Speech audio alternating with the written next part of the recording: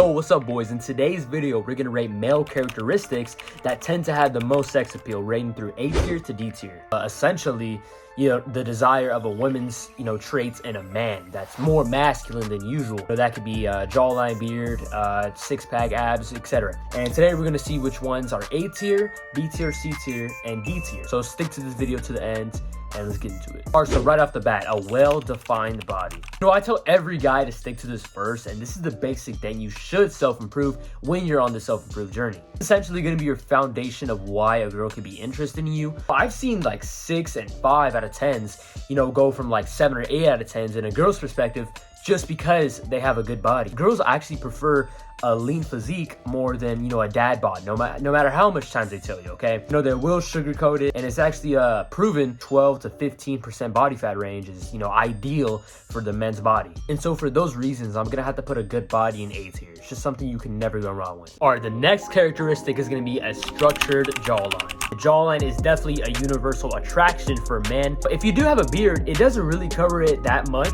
People will still kind of know. As we can see, the streamer Marlon, I don't know if y'all know him, but real structured and developed jawline, and he's kind of known, to have a chiseled jawline. Jawline isn't really that hard to get, you just gotta have low body fat percentage. Make sure you hydrate, make sure you're icing your face, depuff it, don't eat salty foods, and also chew gum for like a couple hours a day. That's what I do to get a jawline. And of course it plays into genetic roles too. You have to have genetics for a jawline. It's just one of those masculine dominant characteristics that a man has that, is really attractive. I have to put this A tier. I'm just gonna have to, man. Next one is gonna be fitted clothing. This is gonna show off your frame, your muscularity, if you do work out. I don't think this is like a have to, because I know a lot of guys who just could wear baggy clothes and still look attractive and clean.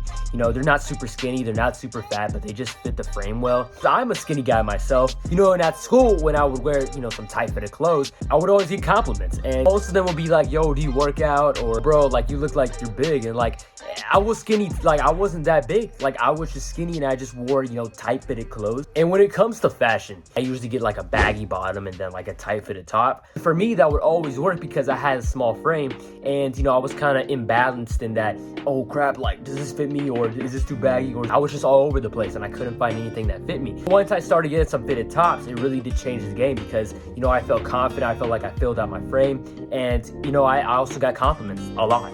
Also, that could catch an eye for a V-taper physique. It shows off, you're skinny on the top and then kind of, slim like in the middle part. So for this, I don't think it's a must-have to, you can obviously wear whatever you want unless you look attractive. And so for this, I'm gonna have to put nice fitted clothes in B tier. Next up is dark, bushy eyebrows. Just to give you an example, this kid at my school, right? He has some nice eyebrows. I would say they're like slanted. It looks like the Hunter eyebrows. Paired with a nice set of eyes, you definitely have a real good sex appeal to you. You can always change that by trying to slant your eyebrows kind of, down for the Hunter look. Or you could do this with like a straight razor or some simple tweezers. And for all my guys who have thin eyebrows, you can always use rabbit brow, or you could use a beard pencil. So I actually came upon this recently, and I heard some guy, he was using it for his beard and to line it up like right here.